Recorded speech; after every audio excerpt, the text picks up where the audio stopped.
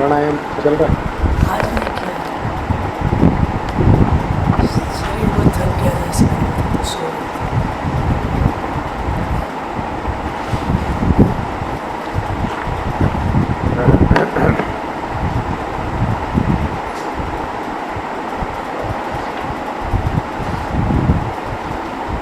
शुरू नहीं हुआ, शुरू नहीं हुआ, नहीं सुना।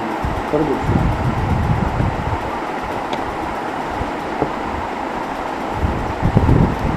श्री राम जय राम जय जय राम, श्री राम जय राम जय जय राम, श्री राम जय राम जय राम।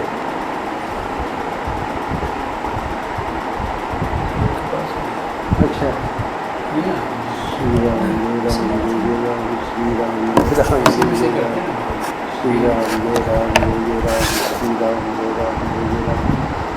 श्री राम जय राम जय जय राम, श्री राम जय राम जय जय राम, श्री राम जय राम जय जय राम, श्री राम जय राम जय जय राम, श्री राम जय राम जय जय राम, श्री राम जय राम जय जय राम, श्री राम जय राम जय जय राम, श्री राम जय राम जय जय राम, श्री राम जय राम जय जय राम। 4 जुलाई आनंद रस रत्नाकर। नारायण नारायण नारायण नारायण। 2 प्रसंग हैं आज की तारीख में। दैवी संपद योग ग्रंथ का नाम है, पुस्तक का नाम है, छोटी सी पतली सी किताब है। 16वां अध्याय दैव आसुर संपद योगो नाम षष्ठादशोध्याय।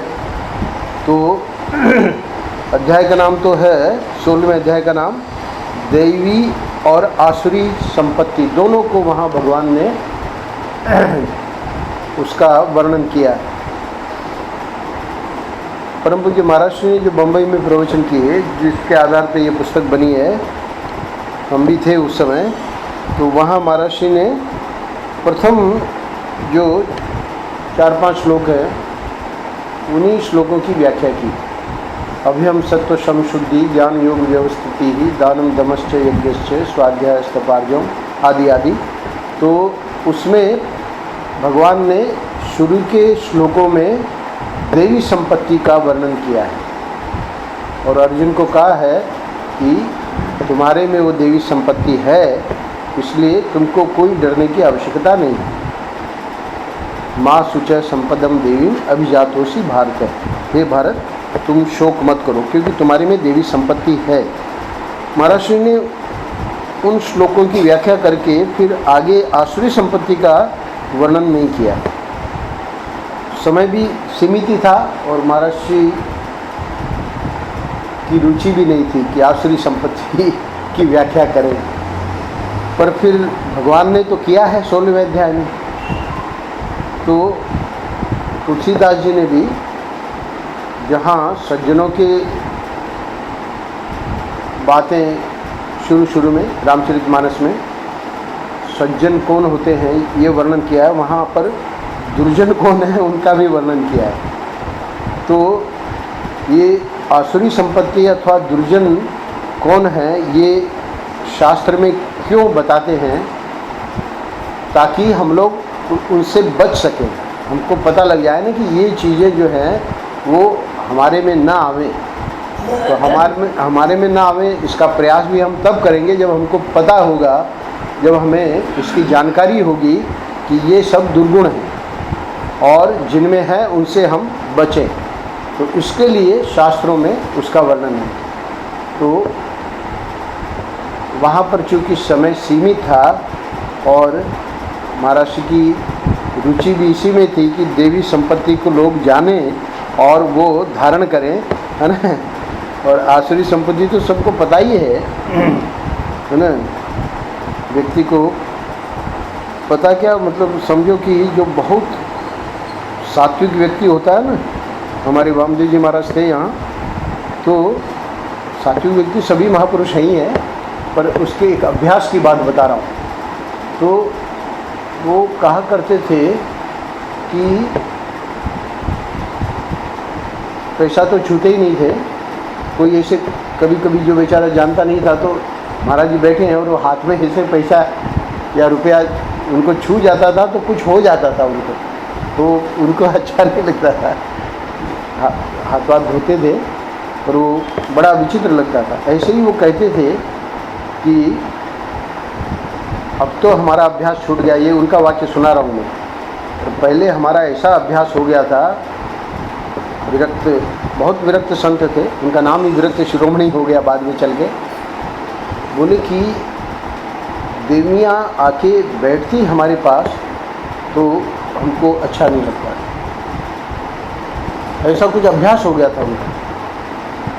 और वो पता नहीं कुछ और भी वर्णन करते थे गंध को लेकर भी, पर ये कहने का भाव ये है कि आसुरी संपत्ति से ये जो बचने का एक, जो सात्विक लोग हैं उनके लिए तो सहज होता है, उनके लिए उनको बताना नहीं पड़ता। इसीलिए महाराज जी को बल्कि एक जगह श्रीधर स्वामी अथवा इनको लेकर एक वर्णन मैंने पढ़ा, बहुत ही विचित्र।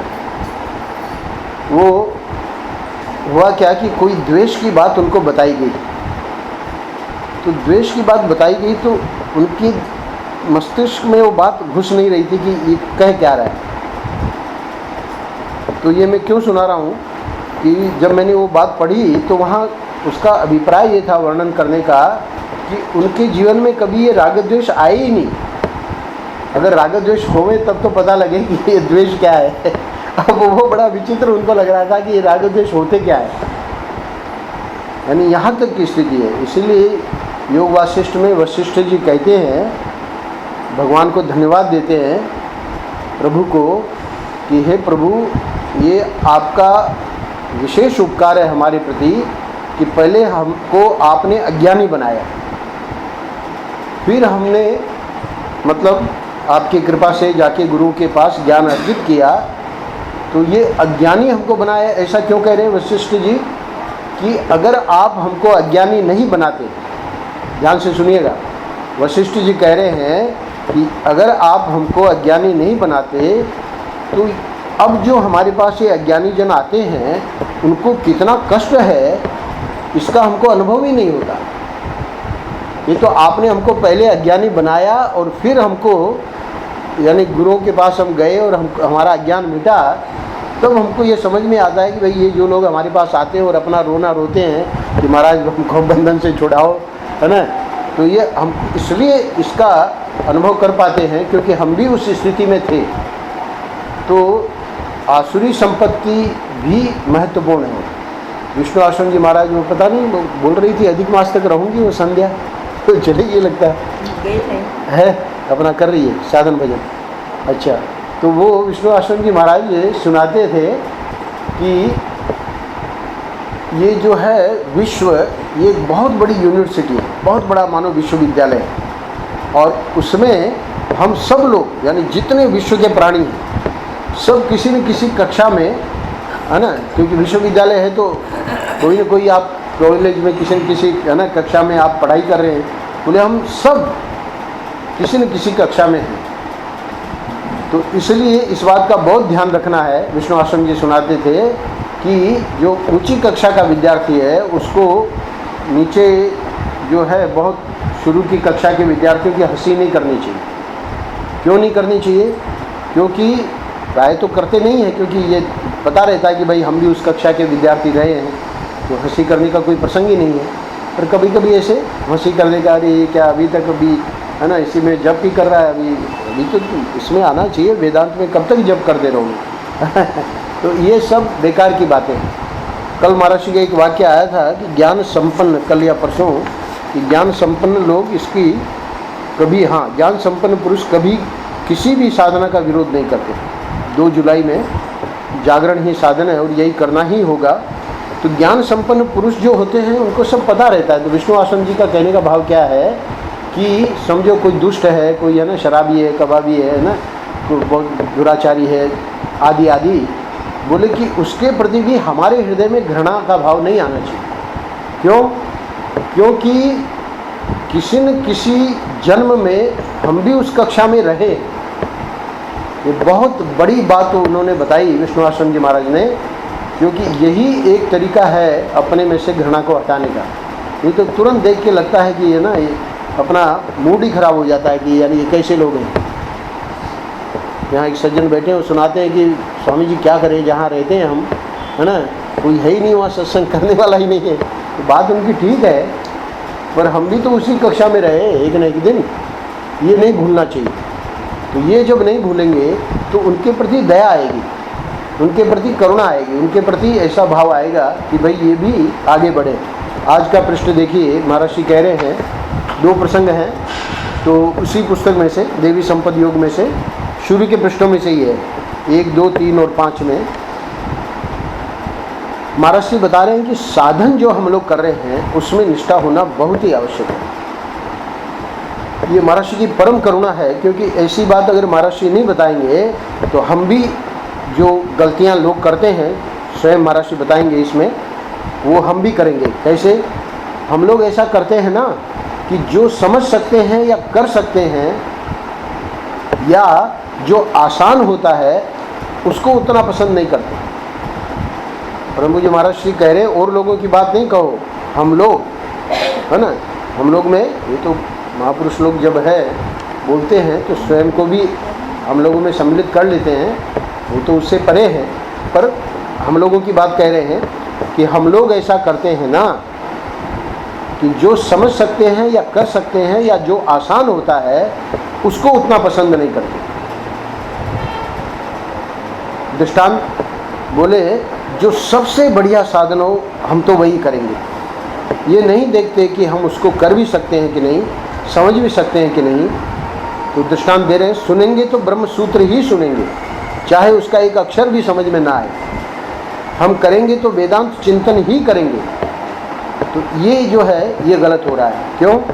अपने अधिकार से, अपनी हैसियत से, अपनी योग्यता से ऊंचा साधन जब करना चाहते हैं हम लोग, जब अपनी हैसियत, अपनी योग्यता से ऊपर का जो साधन है वो जब हम करना चाहते हैं या उसकी इच्छा होती है, तब उसमें स्थिति नहीं होती। तो द्रौपदी राजा को मिथिलेश जानती है। तो एक बार यहाँ महर्षि का प्रवचन चल रहा था उपनिषद पे, तो महर्षि तो बड़ा सरल करके समझाते ही हैं। तो अब उपनिषद पे चल रहा है तो उसको पता नहीं था, और महर्षि जो समझा रहे थे तो बहुत ही अच्छा लगा, सुना भी होगा थोड़ा बैठ के, है ना। तो हमारे पास आई, तो उसकी पूरी साधना जो है वो भक्ति की। तो बोले, महर्षि आज जो बोल रहे थे ये तो बहुत ही सुंदर है, और ये तो हमको सुनना ही है, ये तो करना ही है ना। तो हमने कहा तुमको वही करना है जो तुम कर रही हो, उसको सुनो। महर्षि को जो है बोल रहे हैं उसको सुनने में हम मना नहीं कर रहे हैं, पर करने का जो है, तो ये व्यक्ति क्या कह रहा है, हम तो वही करेंगे क्या जो सबसे बढ़िया साधन है। तो सबसे बढ़िया साधन समझो, सुन लिया कि भाई वेदांत जो है 6ठी श्रेणी, स्वामी जी ने उस दिन सुनाया आनंद रस रत्नाकर में, कि प्रथम श्रेणी हो गई, झांकी हो गई, है ना, बात हो गई, वरदान भी देने के कह दिया, यानी ये भी कह दिया कि तुम हमारे हो, ये भी कह दिया कि हम तुम्हारे हैं। और 6ठी श्रेणी में भगवान ने कह दिया कि हम और तुम अभिन्न हैं। तो वो तो बात वेदांत से पता लगेगी, है ना। तो हम लोग जो है सबसे बढ़िया साधन जो वेदांत है, ब्रह्म सूत्र, वो ही सुनेंगे, चाहे उसका एक अक्षर भी समझ में ना आए। हम करेंगे तो वेदांत चिंतन ही करेंगे। तो ये गलत हो रहा है। क्यों गलत हो रहा है?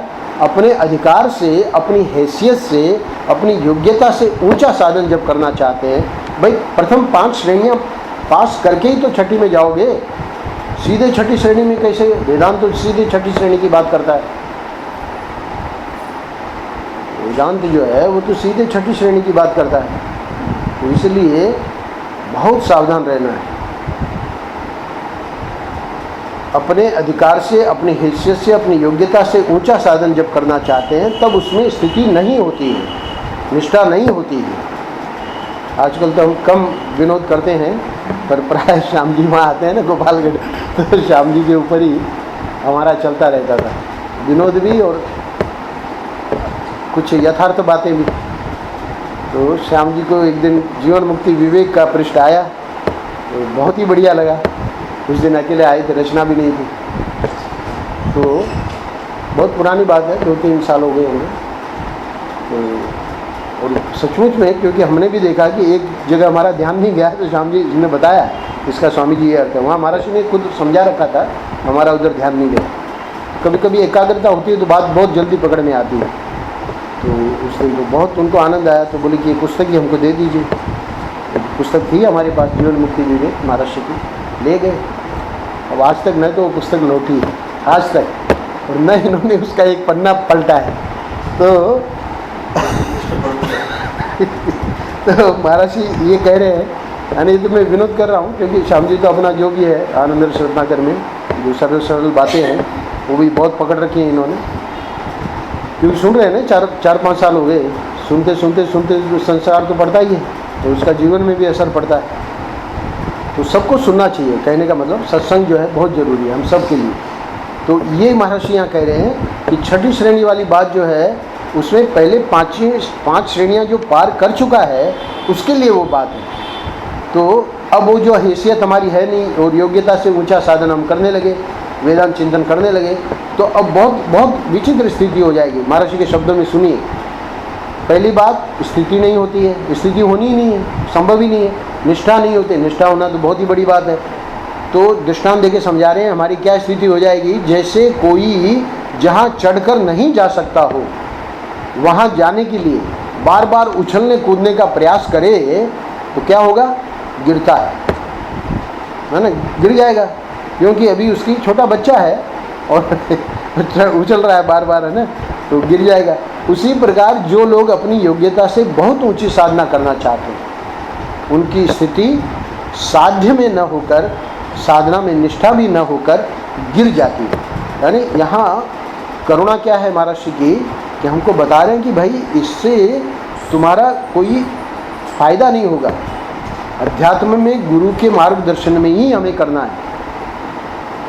जो भी हम अपने मनमानी करेंगे वहाँ हमको बहुत पछताना पड़ेगा, बहुत कई जन्म लग जाएंगे। मैं प्राय कहता हूँ कि जैसे हम लोग महर्षि के श्री चरणों में आ गए, साईं के चरणों में आ गए, तो इन महापुरुषों में इतना सामर्थ्य है कि समझो हमारे 10,000 जन्म अभी होने हैं, तो ये महापुरुष लोग एक ही जन्म में वो 10,000 जन्म को पूरा कर सकते हैं, इतना सामर्थ्य है। पर वो कब, जब उनके अनुसार, उनके कहे अनुसार हम साधना करें तब, नहीं तो फिर क्या है, सुन लो, योग्यता से बहुत ऊंची साधना करना चाहते हैं तो उनकी स्थिति साध्य में न होकर, साधना में निष्ठा भी न होकर गिर जाती है। ये गिर जाने का मतलब क्या है कि 10,000 जन्म को एक जन्म में वो परिणत कर देते, पर हम उनकी सुनते ही नहीं। हमारा जो है प्रयास ही नहीं है। आज का श्लोक था 11वें अध्याय का आखिरी श्लोक, उसमें भगवान कहते हैं मत कर्मकृत मत परमो मद भक्त है संग वर्जित है निर्वैरः सर्वभूतेषु यह स मामेति पांडव। मधुसूदन सरस्वती जी ने अपनी टीका में लिखा है इस श्लोक के बारे में कि ये गीता का सार है। यानी आप समझो 700 श्लोक है गीता में, तो मधुसूदन सरस्वती जी कह रहे हैं कि 11वें अध्याय का जो ये आखिरी श्लोक जो भगवान के श्रीमुख से निकला है, ये गीता का सार है। वहाँ भगवान कह क्या रहे हैं, 3 चीज़ें करनी है और 2 चीज़ें नहीं करनी है। मत, पहले तो मत कर्म, जो भी कर्म करना है गुरु के शास्त्र के द्वारा जो बताया गया है वो ही कर्म, जो यानी हमारी योग्यता का है, उसी पे महर्षि प्रकाश डाल रहे हैं, तो वो करना है एक। और मत परमो, परम यानी मेरे सिवाय और कोई लक्ष्य तुम्हारा नहीं होना चाहिए। लक्ष्य तो सब रहेंगे पर उसको सबको भगवान से जोड़ दो, ठाकुर जी से जोड़ दो, है ना। ऐसा थोड़ी कि अनिल जो है अब अपना नवसारी न जाए, यही वृंदावन बना रहे, उसको जाना है, वहाँ अपना काम करना है, पर वो काम करते हुए ठाकुर जी के प्रति, है ना, जो है समर्पण भाव अपना रहे, तो व्यक्ति को विक्षेप नहीं होगा। तो परम जो है उसमें परम में न तो नफ़ा देखना है न नुकसान देखना है, बस ठाकुर जी को ही देखना है। ठाकुर जी जो प्रसाद दे, हम अपना कर्तव्य करते हैं, ठाकुर जी जो प्रसाद दे वो हमको स्वीकार है। मद परमो, मद भक्त है, मेरा भक्त, तो मेरा भक्त यानी व्यक्ति वहाँ यही बात उठाई है मधुसूदन सरस्वती जी ने कि भाई आपकी जो भक्ति कर रहा है तो उसका घर परिवार में रहेगा कि नहीं प्रेम। बोले घर परिवार में प्रेम उसका जो है वो मेरे नाते है, ये ठाकुर जी के सब हैं, है ना, इसलिए उनका प्रेम है। तो इसलिए मद भक्त है, संग वर्जित है। संग वर्जित से क्या किया कि उसका अब किसी से दो चीज़ें नहीं करने की है, तीन चीज़ें तो करनी है। मेरा भक्त होवे, मेरे को ही सबसे ज़्यादा माने और मेरे लिए ही कर्म करे, ये तो तीन काम करने हैं। बहुत ही संक्षेप में भगवान ने कह दिया। और दो चीज़ें जो संग दोष हो जाता है ना, तो संग वर्जित है, सत्संग करे, बस सत्संग करे मतलब इसी से संबंधित जो भी हो अपना काम करे।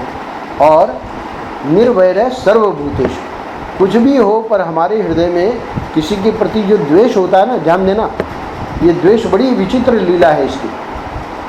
कोई भी व्यक्ति सिर्फ महापुरुषों को छोड़ के ये नहीं कह सकता कि हमारा किसी के प्रति द्वेष नहीं है। इतना सूक्ष्म है ये, है ना। ईमानदारी से हम देखें अपने हृदय पे हाथ रख के तो पता लग जाएगा कि हाँ भाई वो व्यक्ति तो हमको बिल्कुल पसंद नहीं। यानी जहाँ भगवान की याद आनी चाहिए वहाँ उसकी याद आती है। किसकी? जिसके प्रति द्वेष है, जो हमको पसंद नहीं है।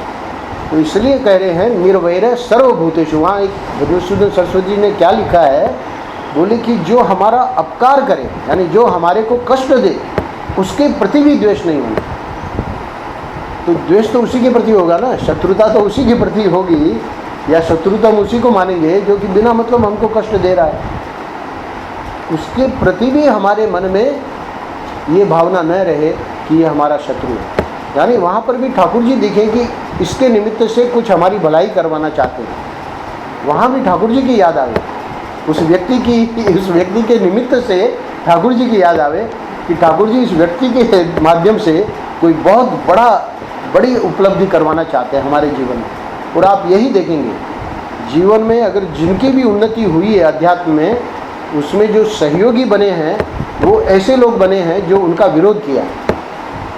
जिन्होंने विरोध किया है ना, महर्षि कहते थे ना, कुत्ते ने योजना बनाई कि 10 दिन में मैं पहुंच जाऊंगा अपने, मतलब जो भी निर्णय किया कि वहाँ मुझे पहुंचना है। और हुआ क्या कि जैसे ही निकला अगले ही गांव के कुत्तों ने कर दिया आक्रमण, तो पूंछ दबा के भागा, है ना, क्योंकि उसको तो वहाँ पहुँचना था ना। अब हर गांव में नए आवे और हर गांव में उसकी बस वही क्या नीति, पूंछ दबा के भागे। पूंछ दबाने से वो सामने वाले समझ जाते हैं कि भाई ये सरेंडर कर रहा है, तो फिर वो हमला नहीं करते। तो 10 दिन की यात्रा 5 दिन में ख़त्म हो गई, क्योंकि जोर से उसको जो है उसके बिरादरी के लोगों ने उसको बड़े ज़ोर से, हाँ, तो विरोधी लोगों द्वारा तो हमारा कल्याण होता है, पर हम लोग बेकार में ये द्वेष भावना लाके बहुत गलत करते हैं। इसलिए निर्वैर सर्वभूतेषु, सब में, यहाँ तक कि कोई चींटी या कोई यानी हमको नुकसान करने वाला भी जीव आ गया, उसके प्रति भी द्वेष ना आवे कि इसको मार डालें, है ना। तो स्वामी जी मारें कि न मारें मच्छर को मारो, पर द्वेष से नहीं, प्रेम से कि भाई इसकी मुक्ति हो जाएगी, धाम मिल जाएगा, है ना, वृंदावन। एक तो द्वेष से मार रहे हैं, है ना, तो द्वेष आने की जरूरत नहीं। तो यहाँ बात ये हमको बतानी थी कि स्थिति में हमारी निष्ठा कब होगी, जब जो बताई हुई साधना है वो हम करेंगे। बड़ा आश्चर्य होता है जब कोई आकर पूछता है कि महाराज हमको नाम जप करते करते और जो आपने बताया है वह करते करते बहुत दिन हो गए, अब कुछ आगे की बात सुनाइए। बहुत प्यारी बात बता रहे हैं। आगे का वाक्य महाराज का ध्यान से सुनिए। यदि साधन में निष्ठा हो जाती है, यानी जो जब कर रहे हैं हम उसमें हमारी निष्ठा हो गई, तो उसमें जो कुछ आगे है सो अपने आप ही आ जाता है। यानी महाराज जी को जाके पूछने की जरूरत ही नहीं पड़ेगी। तो पंडित गया प्रसाद जी, है ना, जब गए, उड़िया बाबा ने कहा कि बस तुम 1 साल परिक्रमा करो, है ना, और ये नाम जप करते रहो, तो उसके आगे का पंडित गया प्रसाद जी को अपने आप ही सूझ गया, फिर लौट के नहीं आए। उड़िया बाबा जी महाराज को पूछने के लिए फिर नहीं आए, उड़िया बाबा जी को ही जाना पड़ा कि अब हमारे शिष्य का क्या हाल है। बोले बस अब नाम भगवान की कृपा हो गई, है ना, अब तो हमारा काम हो गया आपकी कृपा से। ये देखिए यदि साधन में निष्ठा हो जाती है तो उसमें जो कुछ आगे है सो अपने आप ही आ जाता है। आगे कहाँ से बढ़ोगे, है ना। जहाँ पाँव जमना चाहिए वहाँ तो जमा ही नहीं। आप कहोगे कि भाई आगे बढ़ने के लिए तो हमको तो पाँव को उठाना पड़ेगा ना। तो महाराज यहाँ क्या कह रहे हैं कि जहाँ पाँव जमना चाहिए वहाँ तो जमा ही नहीं, तो आगे कहाँ से बढ़ोगे। तो ये क्या होता है कि आगे बढ़ने के लिए, है ना, जैसे यहाँ पाँव पहले जमाएंगे ना, फिर ये उठाना पड़ता है। तृण जलुका न्याय कहते हैं इसको। यानी ये जो तृण जलुका है तो वो क्या करती है, जब चलती है तो पहले आगे का पाँव जमा लेती है, फिर पीछे का पाँव उठाती है ना। अब ये जम गया ना, अब उसको आगे का पाँव से उठाएगी। तो ये जमने का मतलब पहले जो हम साधना कर रहे हैं वो उसका परिपक्वता हो जाए तो फिर आगे बढ़ना चाहिए। हम अपने जीवन को तौलें कि हम जो काम करते हैं वह स्वार्थ का विचार करके करते हैं अथवा परमार्थ का विचार करके करते हैं। अभी मैंने 5 चीज़ें बताई ना, तो उसमें पूरा का पूरा परमार्थ है पांचों में। और स्वार्थ कहाँ है, तो जैसे ही हम देखेंगे कि भाई भगवान से तो प्यार कर भी रहे हैं, पर इधर अपने जो परिवार वालों से, अपने मित्रों से, तो वो हो गया स्वार्थ। तो वहाँ भी परमार्थ को ही लाना है। उनका भी जो, उनके प्रति भी जो प्यार है वो इसीलिए कि सब भगवान के ही संतान है ना, सब प्रभु की संतान है। आप जो काम कर रहे हैं उससे भगवान प्रसन्न होंगे। प्रश्न है, महाराज श्री प्रश्न उठा रहे हैं, यानी ये प्रश्न हमको करना है। कब करना है, जो भी काम हम करने जा रहे हैं उसमें एक प्रश्न अंदर ही अंदर उठा लें कि इससे भगवान प्रसन्न होंगे, क्योंकि उसमें कुछ गड़बड़ी करने जा रहे हैं, उस काम में कुछ मतलब धर्म के विरुद्ध करने जा रहे हैं, तो भगवान तो प्रसन्न नहीं होंगे। उत्तर मिलेगा भाई भगवान प्रसन्न नहीं होंगे। दूसरा प्रश्न उठाना, आपका अंतःकरण शुद्ध होगा, इसका भी उत्तर मिलेगा। अंतःकरण तो अशुद्ध होगा क्योंकि गलत काम कर रहे हैं। आपका जीवन अच्छे मार्ग में बढ़ेगा, अच्छे मार्ग में काहे का बढ़ेगा, जब कार्य गलत हो रहा है तो बुरे मार्ग में बढ़ रहे हैं। तो ये 3 प्रश्न जब उठाएंगे, तीनों के उत्तर जब ये मिलेंगे कि भाई ये गलत काम है, तो फिर हमको रुक जाना चाहिए ना। और वासना जो है वो उस काम को करवा लेती है कि नहीं अभी ये करना ज़रूरी है ना, आगे का देखा जाएगा। आगे का देखा जाएगा मतलब थोड़ा और ज़्यादा, एक माला और ज़्यादा कर लेंगे, तो ये सब बेईमानी है। बढ़ बढ़ कर बातें करने से कोई लाभ नहीं होता है। जीवन को एक गति मिलनी चाहिए, है ना। ये सब बढ़ बढ़ कर बातें हैं, अरे कुछ नहीं है, ऐसे ही चलता है, अब तो कलयुग है, कलयुग में ऐसे ही करना है, ये सब बढ़ बढ़ कर बातें करने की बातें हैं। तो जीवन को एक गति मिलनी चाहिए। जीवन को गति कब मिलेगी, जैसे महाराज जी समझा रहे हैं वैसे जब हम करेंगे। और इससे क्या होगा, जिससे हम अंतर्मुक्ता की ओर बढ़े। अंतर्मुक्ता का दृष्टांत आपको मैं दे देता हूँ। कृष्णा ग्रीन में बहुत से लोग रहते हैं। कल हमारे पास कुछ लोग आए थे, तो हमने कहा कि वहाँ पर 6 महीने से एक राजकुमार सेक्सेरिया रहते हैं। तो वो आए थे यार, महेशानंद जी के शिष्य हैं। अब देखिए वो कितने अंतर्मुख हैं कि कृष्णा ग्रीन वालों को पता तो है कि कोई रहते हैं यहाँ, पर वो बाहर ही नहीं निकलते। अंतर्मुक्ता की पराकाष्ठा, है ना। अब वो 6 महीने से है यहाँ वृंदावन में और हमको मिलने आए। हमने कहा आप 6 महीने से हो, बोले स्वामी जी मैं बाहर ही नहीं निकलता, है ना।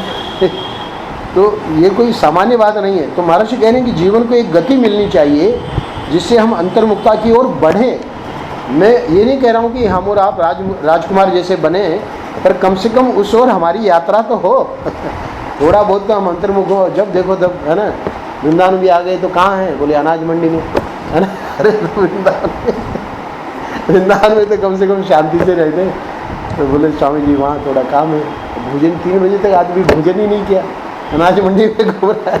और अशोक फ़ोन कर रहे हैं कि भाई कहाँ हो। अरे हमने कहा तो अनाज मंडी से सीधे यहाँ आ गए, वहाँ वो लोग भोजन करने के लिए। बोले नहीं हमको भूख नहीं लगती। अरे भूख क्या नहीं लगती है, तुम तो ऐसे गलत काम थोड़ी करने चाहिए। समय भोजन के समय भोजन करो, अनाज मंडी के समय अनाज मंडी में जाओ, है ना।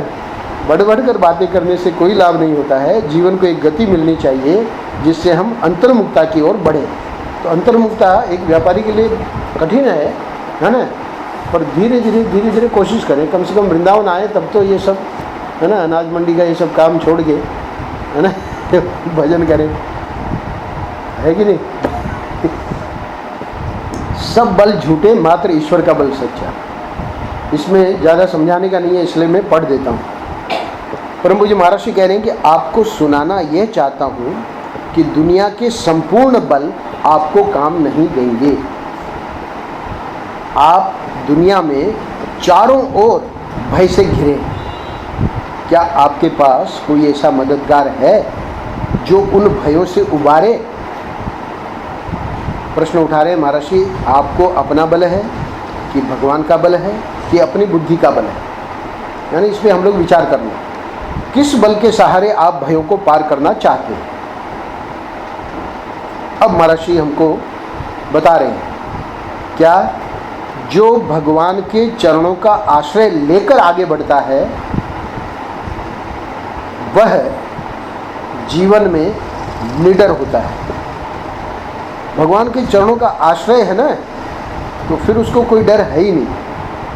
संपूर्ण भयों को मिटाने वाले भगवान हैं। यदि आपके जीवन में भगवान का सहारा है तब तो आप निर्भय होकर चल सकते हैं। और अब ध्यान देना, आगे का वाक्य बहुत महत्वपूर्ण है। और यदि आप किसी गुंडे का सहारा लेंगे, सिपाही का सहारा लेंगे, किसी नातेदार रिश्तेदार का सहारा लेंगे, तो आपके निर्बल हो जाने का भय है।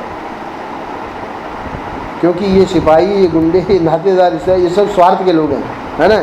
जब तक देखेंगे सब ठीक चल रहा है तब तक तो आपका साथ रहेंगे, और फिर जो है देखेंगे कि इसमें तो बड़ा खतरा है ना, तो झट से पीछे हट जाएंगे। तो इसीलिए नेता लोग किसी के नहीं होते। तो इसलिए निर्बल हो जाने का भय है। मतलब जब एकदम वो काम आएगा तब देखेंगे कि वो जवाब दे गए, अब क्या करोगे। तो इसलिए ये सब बल झूठे हैं जो आखिरी वाक्य में गिनाए हैं, वो सब झूठे बल हैं। सच्चा बल कौन सा है? भगवान का सहारा। ओम शांति शांति शांति।